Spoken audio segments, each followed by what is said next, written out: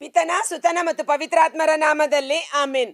ಅಸ್ಥಿಗಳ ತಗ್ಗಿನಲ್ಲಿ ಒಂದು ಸೈನ್ಯವನ ಕಾಣುವೆ, ಅಧಿಕಾರವ ನೀಡಯ್ಯ ನಿನ್ನ ಆತ್ಮಾದಿ ಪ್ರವರ್ತಿಸಲು.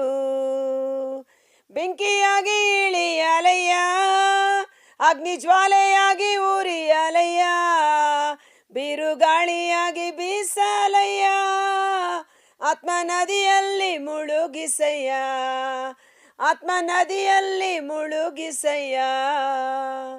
ಪ್ರಭು ಕ್ರಿಸ್ತರಲ್ಲಿ ಆತ್ಮೀಯ ಸಹೋದರ ಸಹೋದರಿಯರೇ, ಈ ದಿನದ ಮುಂಜಾನೆಯ ಜೀವಸ್ವರ ರೋಮನರಿಗೆ ಬರೆದ ಪತ್ರ 8ನೇ ಅಧ್ಯಾಯ ವಚನ 10 ಮತ್ತು 11.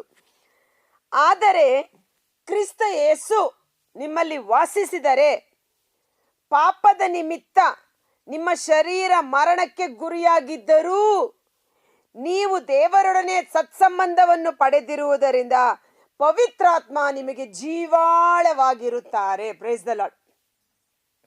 ರೋಮನರಿಗೆ ಬರೆದ ಪತ್ರ 8ನೇ ಅಧ್ಯಾಯ ವಚನ 1ರಿಂದ ಧ್ಯಾನಿಸುತ್ತಾ ಬರ್ತಾ ಇದ್ದೀವಿ, ಹೌದಲ್ವಾ? ನಿನ್ನೆಯ ದಿನದಲ್ಲಿ ನಾವು ನೋಡಿದ್ದೇವೆ, ಯಾರಲ್ಲಿ ಯೇಸು ಕ್ರಿಸ್ತನ ಆತ್ಮರು ಇಲ್ಲವೋ ಅಂಥವನು ಯೇಸುವಿಗೆ ಸಂಬಂಧಪಟ್ಟವರಲ್ಲ.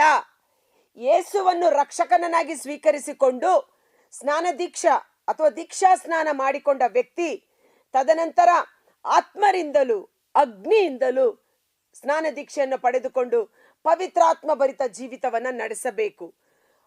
ಸ್ನಾನ ದೀಕ್ಷೆ ಸಂಸ್ಕಾರದ ಮೂಲಕ ದೇವರು ಪವಿತ್ರಾತ್ಮರ ಮುದ್ರೆ ಅಥವಾ ಪವಿತ್ರಾತ್ಮರನ್ನು ನಮ್ಮೊಳಗೆ ನೆಲೆಸುವಂತೆ ಮಾಡುತ್ತಾರೆ. ಸೊ ಪವಿತ್ರಾತ್ಮ ಜೀವಾತ್ಮ, ನಿತ್ಯಾತ್ಮ, ಸತ್ಯಾತ್ಮ.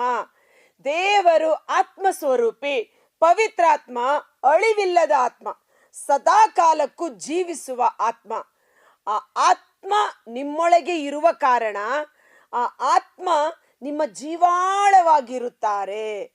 ಶರೀರ ನಾವು ಮಾಡುವ ಪಾಪದ ನಿಮಿತ್ತ ಮರಣದ ಕಡೆ ಹೋದರೂ, ರೋಗಗ್ರಸ್ತವಾದರೂ, ಅಂಗಾಂಗಗಳು ಸತ್ತು ಹೋದರೂ,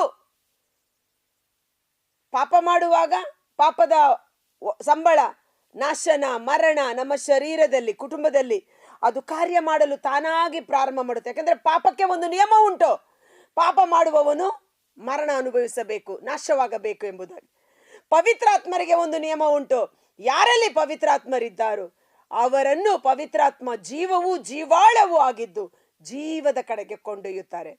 ಆದ ಕಾರಣ ಯೇಸು ಮಾತ್ರ ಸಾಲದು, ಯೇಸುವನ್ನ ಸ್ವೀಕರಿಸಿಕೊಂಡ ಮೇಲೆ ಅವರ ಪರಿಶುದ್ಧಾತ್ಮರಿಂದ ಅಭಿಷೇಕಿಸಲ್ಪಡಬೇಕು. Praise the lord. Hallelujah, hallelujah.